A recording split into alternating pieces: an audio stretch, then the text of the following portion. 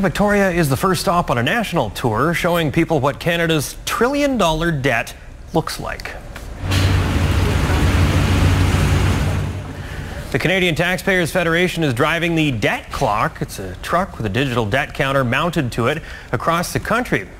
The group is raising the alarm over the fact that this year taxpayers will lose $25 billion just to pay interest on Ottawa's debt. Taxpayers are losing out on about $25 billion just to pay interest on the government's debt. That's $25 billion that can't be used to hire more nurses, or it's $25 billion that can't stay in taxpayers' pockets because that money is going to the bond fund managers on Bay Street just to pay interest on the debt.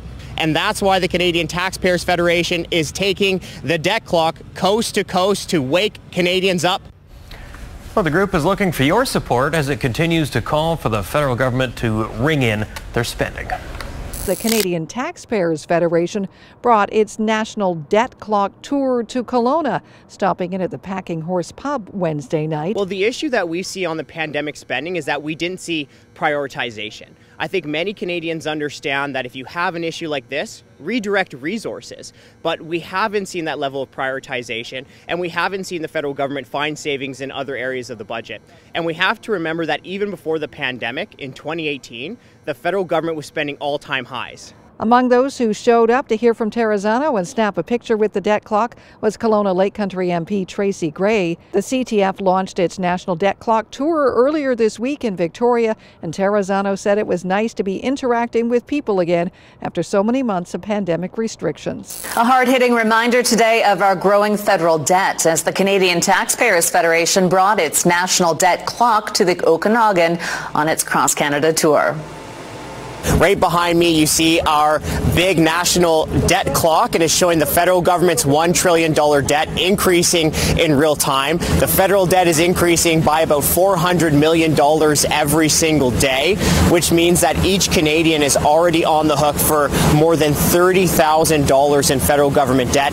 The debt clock made its way around downtown Kelowna today, displaying how quickly our national debt is increasing. The Canadian Taxpayers Federation says while COVID-19 added to our debt with more than $500 billion being spent on pandemic and lockdown subsidies, the government was already at an all-time spending high prior to the virus outbreak.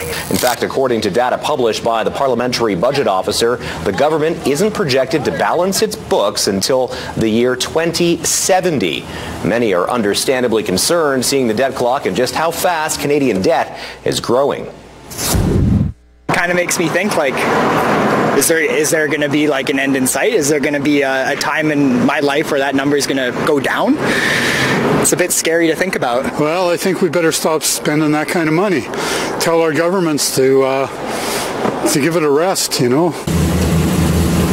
The Tax Federation first introduced the debt clock in the 90s as a way to fight against large deficits and overall government debts.